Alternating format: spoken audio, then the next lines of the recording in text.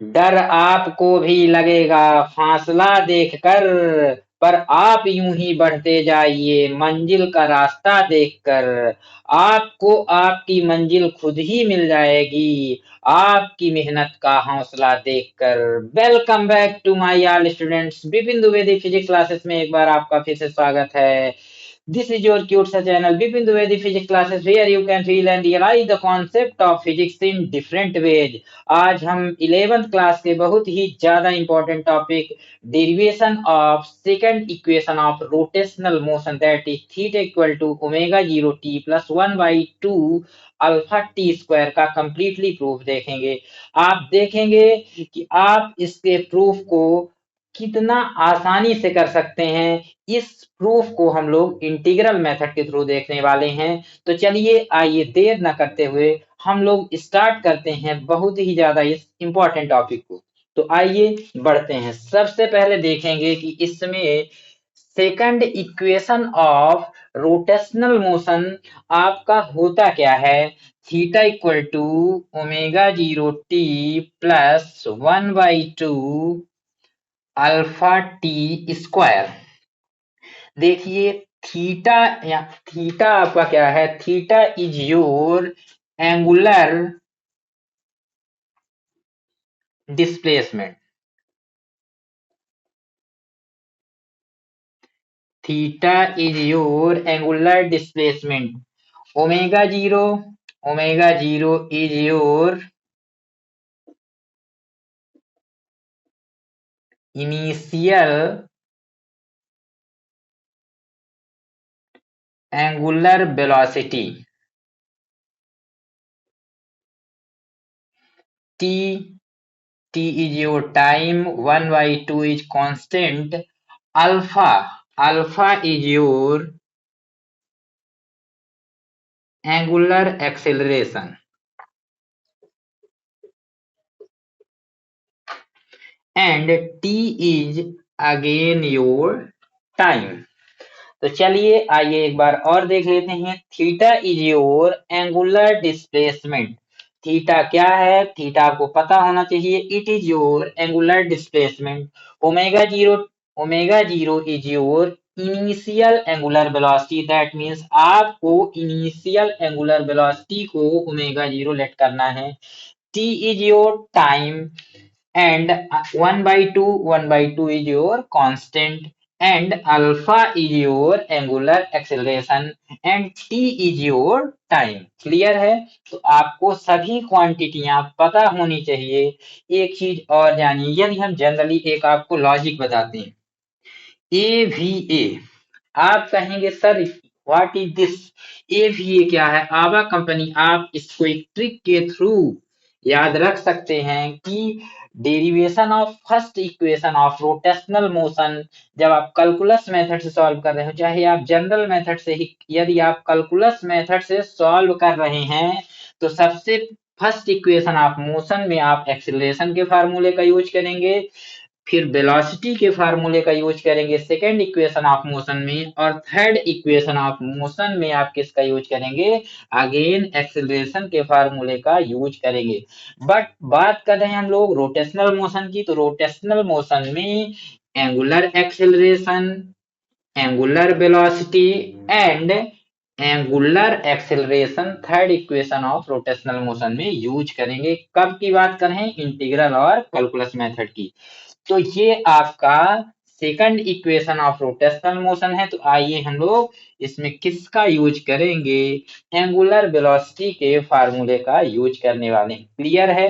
Logic ध्यान रखिएगा, ये थोड़ा सा आपको ध्यान रखना होगा। चलिए अब हम लोग किसके कंप्लीटली प्रूफ की ओर आगे बढ़ते हैं। आइए इसे इरेज कर दे।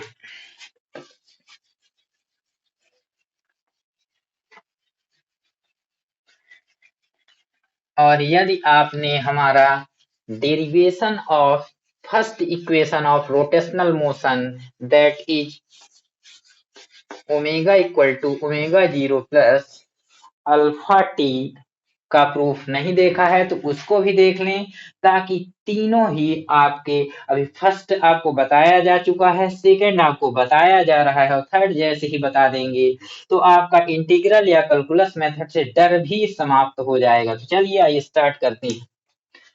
Late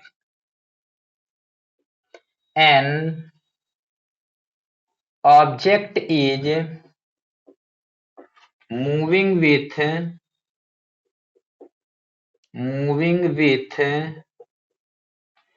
uniform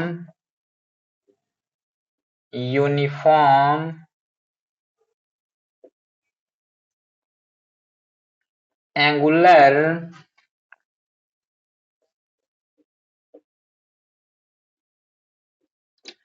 acceleration alpha. आपको लेट कर लेना है कि कोई भी ऑब्जेक्ट है वो यूनिफॉर्म एंगुलर एक्सेलरेशन अल्फा से मूव कर रही है।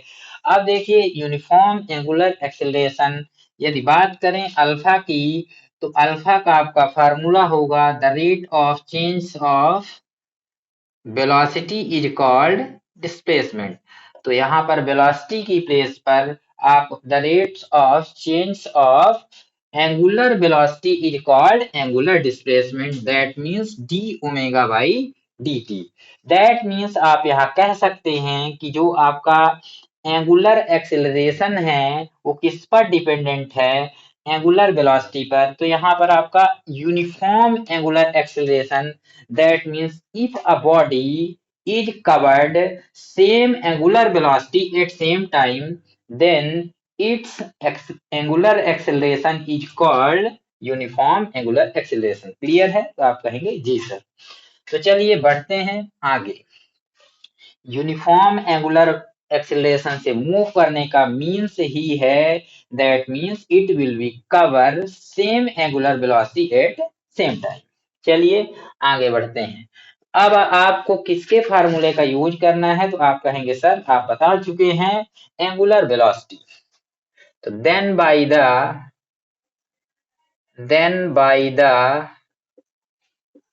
Formula of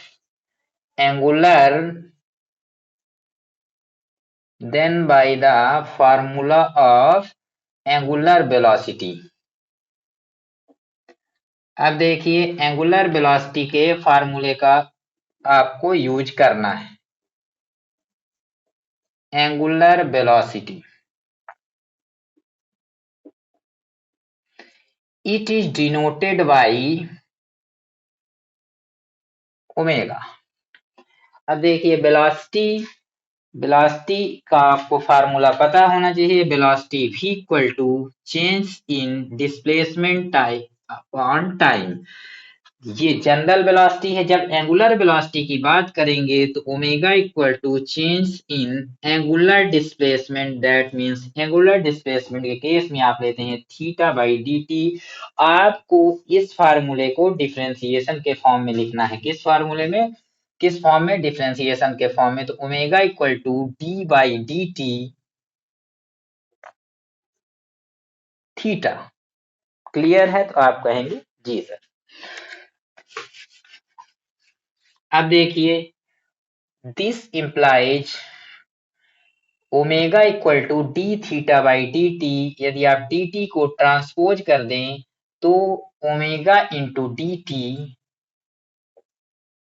equal to d theta और d theta equal to omega into d t. Clear है? आप कहेंगे जी सर, यहां तक बिल्कुल क्लियर है। आप इसे इक्वेशन नंबर दे दीजिए फर्स्ट। अगेन किस फार्मूले का यूज करेंगे, एंगुलर वेलोसिटी ओमेगा फार्मूला होगा the rate of change in angular displacement. The rate of that means time के रिस्पेक्ट में। आप देखिए D by d T time के रिस्पेक्ट में क्या चेंज हो रहा है, आपका डिस्प्लेसमेंट, एंगुलर डिस्प्लेसमेंट चेंज हो रहा है। डिवाइड में है, ट्रांसपोज करेंगे, मल्टीप्लाई में आएगा omega into d t equal to d theta. Clear है? अब देखिए डी थीटा को लेफ्ट साइड में आपको रख लेना है और ओमेगा इंटू डी टी को राइट साइड में रखना है। वैसे भी आप लोग देख रहे होंगे डी थीटा वाली क्वांटिटी जो आपको इक्वेशन प्रूफ करना है वो लेफ्ट साइड में है, तो इसे आप लेफ्ट में रख लेंगे। अब देखिए बहुत ही ज्यादा इंपॉर्टेंट, ओहो एक काम करते हैं, इसे इक्वेशन अभी देने से कोई मतलब नहीं है, एक काम और देखिए d theta equal to omega into d t आ रहा है आपका। अब आप हमें ये बताइए कि यहाँ पर कहीं क्या आप देखिए ओमेगा जो प्रूफ करना है उसमें आपका ओमेगा कहीं नहीं आ रहा है, तो इसलिए आपको क्या करना होगा, ओमेगा को रिप्लेस करना होगा। कैसे रिप्लेस करेंगे, by first equation of rotational motion से।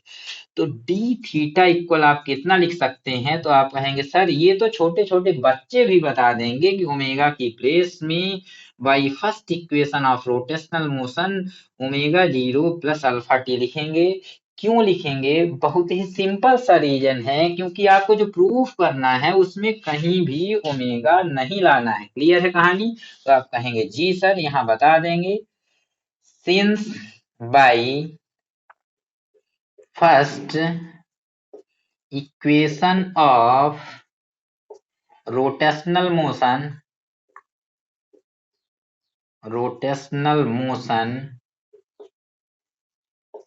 Omega equal to omega zero plus alpha t. Clear है, आप कहेंगे जी sir it is too clear. अब आइए और आगे बढ़ते हैं।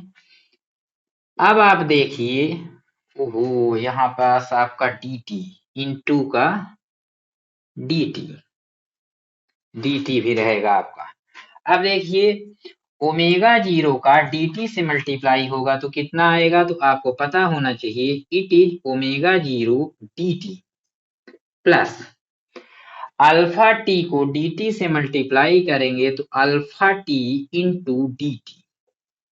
अब देखिए एक चीज आपके दिमाग में क्लियर होना चाहिए, d t is not equal to d into t. dt is not equal to d into T.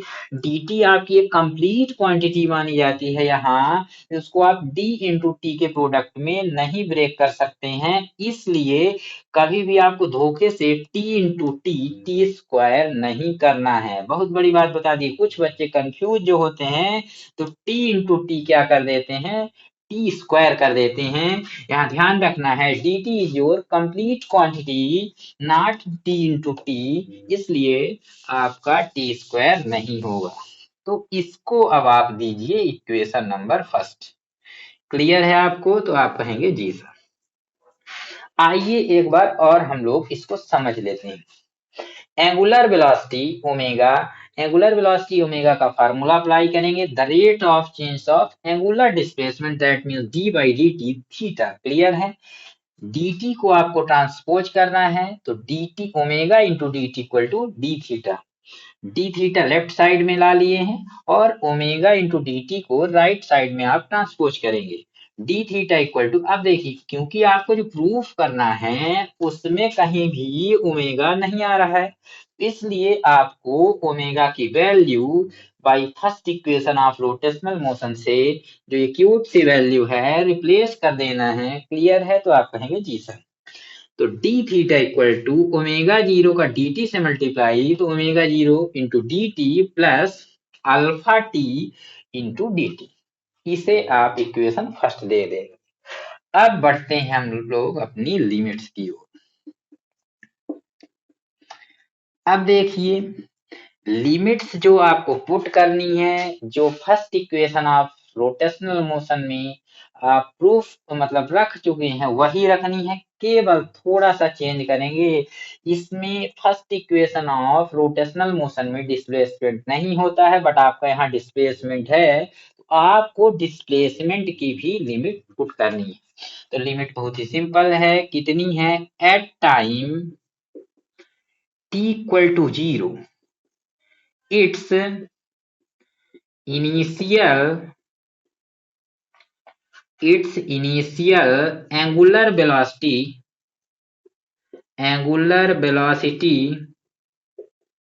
क्या रहेगी, equal omega zero and initial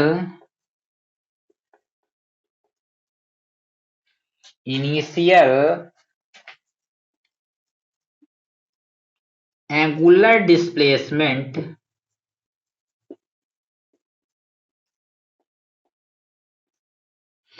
is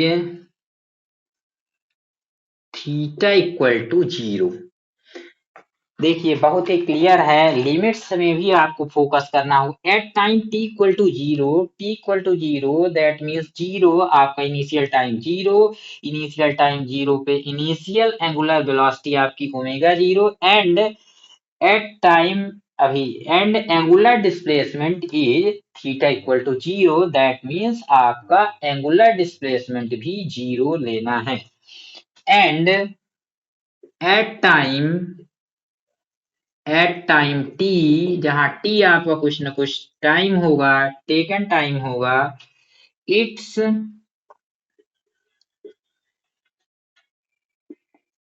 initial angular velocity, initial angular velocity कितना टेकन करना है, omega, and ओहो sorry initial हो चुका है, ये फाइनल है, final angular velocity omega, and final angular displacement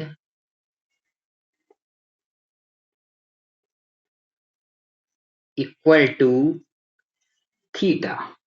क्या होगा आपका, देखिए एक बार हम लोग और इसको रिकॉल कर लेते हैं लिमिट्स को। At time t equal to zero, its initial angular velocity omega zero, initial angular displacement theta equal to zero, and at time t, जहां आपका t कुछ ना कुछ टाइम टेकन होगा, जीरो टाइम नहीं है, final angular velocity omega, final angular velocity कितनी हो जाती है, omega, and final angular displacement आपका कितना हो जाएगा, थीटा। क्लियर है। अब देखिए किस मेथड से आप प्रूफ कर रहे हैं, इंटीग्रल मेथड से। तो देन इंटीग्रेटिंग, अब क्या करेंगे, integrating in equation first with above limits, with above limits. अब देखिए आप लोग, इक्वेशन ये जो फर्स्ट है इसको आपको इंटीग्रेट करना है with above limits. above limits देखिए यहीं पर आपको विशेष ध्यान रखना है, डी थीटा लेफ्ट साइड में है, integral of d theta equal, इसका भी इंटीग्रल होगा omega zero D t plus alpha T d T, इसका भी इंटीग्रल होगा। अब देखिए सबसे पहले आपको ध्यान में रखना है लिमिट किस टाइप से आपको पुट करनी है। देखिए डी थीटा, थीटा इसमें आपको बता रहा है थीटा इज योर डिस्प्लेसमेंट, तो लिमिट किसकी पुट करेंगे, डिस्प्लेसमेंट की, lower limit zero, upper limit theta. कहानी क्लियर है, तो आप कहेंगे जी सर। आगे बढ़ते हैं, omega zero D T, d T आपको बता रहा है कि लिमिट किसकी पुट करेंगे, टाइम की, zero to t, initial time zero, final time आपका टी। क्लियर है। अब देखिए यहाँ पर फिर से again d t, dt last में dx dt किसके रिस्पेक्ट में होता है, जैसे आप जानते होंगे इंटीग्रल ऑफ x की पावर n dx लिखे होने का मीन्स है कि x के रिस्पेक्ट में इसको इंटीग्रेट करना है। तो सेम ऐसे ही dt आपको बता रहा है कि x के t के रिस्पेक्ट में इसको इंटीग्रेट करना है, dx आपका फंक्शन कवर करेगा, इसके अलावा कुछ भी होगा वो आपका कांस्टेंट होगा। क्लियर है। तो यहाँ पर सेम dt लिमिट रखेंगे जीरो टू t। क्लियर है, बिल्कुल क्लियर होगा। आगे बढ़ते हैं, अब देखिए इंटीग्रल ऑफ डी थीटा कितना होगा। यहाँ पर हम लोग थोड़ा सा इंटीग्रल के फार्मूले समझ लेते हैं, क्योंकि जिन बच्चों को इंटीग्रल के फार्मूले पता नहीं है उनके लिए फिर थोड़ा सा टफ हो जाएगा। तो देखिए आपको पता होना चाहिए d by d x x कितना होगा। तो आप कहेंगे sir very easy one, differentiation of x equal to 1। ये फार्मूला 11th के हर बच्चे को पता होगा, यदि नहीं पता है तो आप लोग इसको याद कर लेंगे। Differentiation of x equal to 1।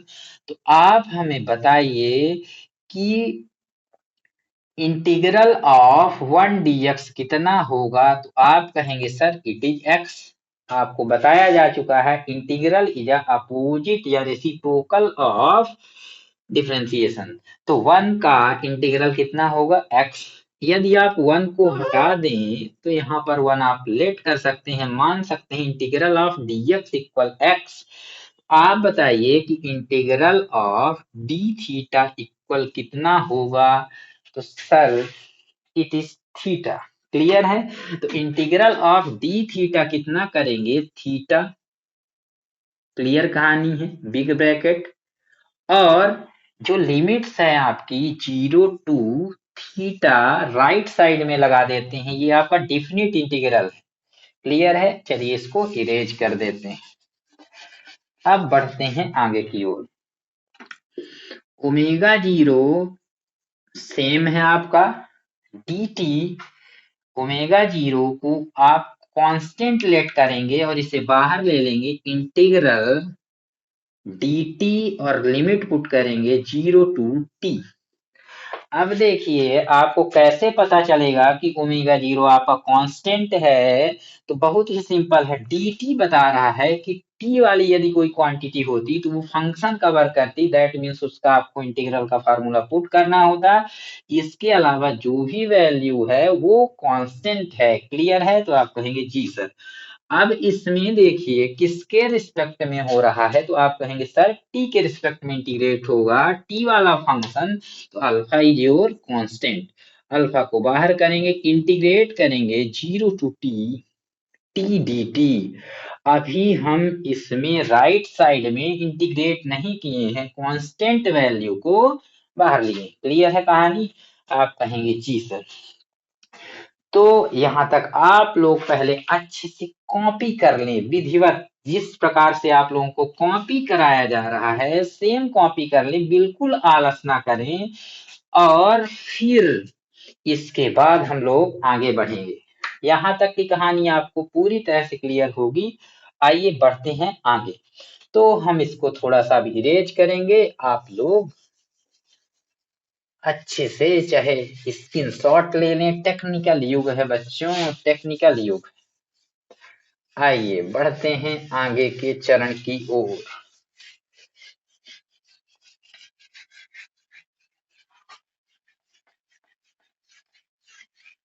अब देखिए इंप्लाई दैट इसके बाद आपको यहां आना है।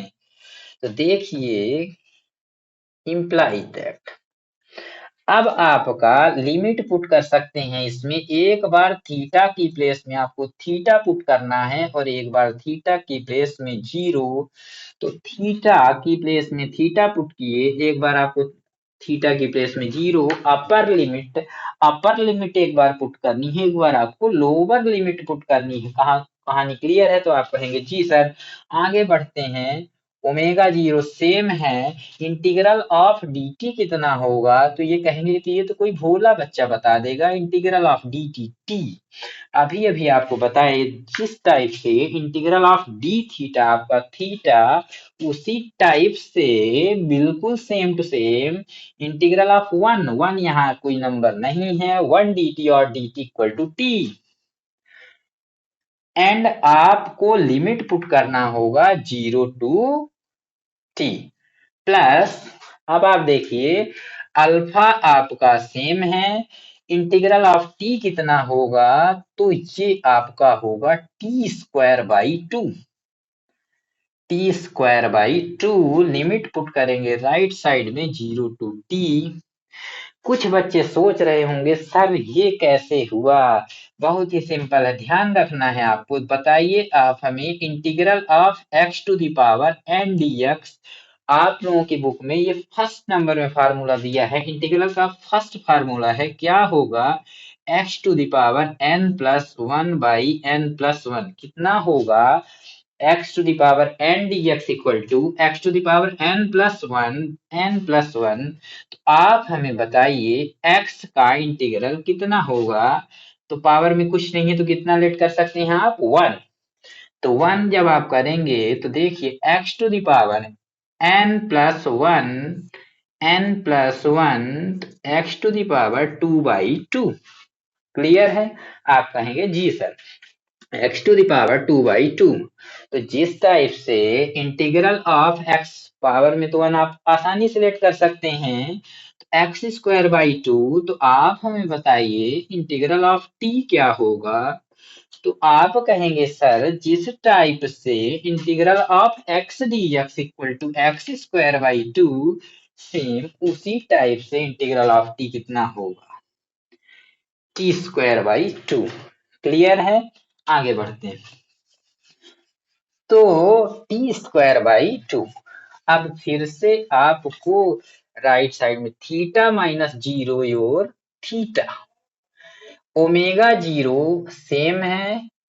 एक बार आपको टी की प्लेस में टी पुट करना है, माइनस कितना पुट करेंगे, zero. T minus zero plus alpha, यहां पर भी आपको लिमिट पुट करनी होगी। अपर लिमिट टी है तो टी की प्लेस में टी ही पुट करेंगे तो आपका आएगा टी स्क्वायर माइनस टी की प्लेस में अगेन आप क्या पुट करेंगे, जीरो का स्क्वायर अपॉन टू।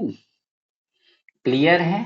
इस तरह से राइट साइड में भी आप आसानी से लिमिट पुट कर सकते हैं। देखिए बहुत ही सिंपल है, टू है थ्री है, कैसे पुट करते हैं लिमिट को। तो एक बार x की प्लेस में आपको थ्री पुट करना है, फिर अपर लिमिट के बाद माइनस आपको साइन लगाना होता है, और एक बार कितना पुट करना है, two, that means one. Same एक बार आपको t पुट करना है और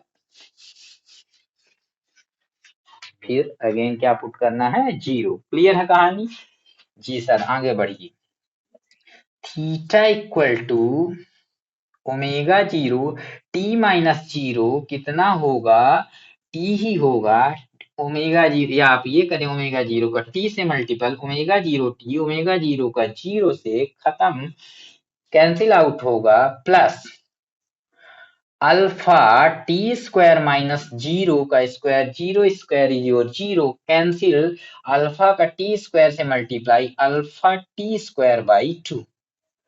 अब देखिए बहुत ही सिंपल तरीके से, बहुत ही खतरनाक तरीके से इसको आप ला सकते हैं, कितना, omega zero T plus 1/2 alpha T square.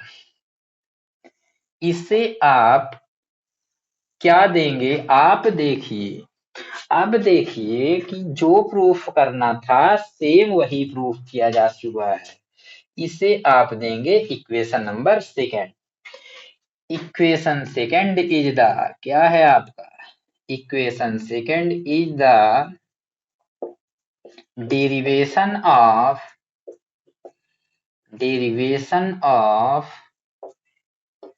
Second equation of rotational motion. तो इस तरह से इसको हम आसानी से, बहुत ही इजी तरीके से प्रूफ कर सकते हैं। आशा करते हैं कि आपको पहली ही बार में समझ में आ गया होगा। यदि नहीं हुआ है तो एक बार आप वीडियो को और देखिए, और इस वीडियो को अधिक से अधिक विद्यार्थियों तक शेयर करें। आप देखेंगे कि आप 11th क्लास क्या, पूरी फिजिक्स को खतरनाक तरीके से खत्म करेंगे। तो चलिए, धन्यवाद।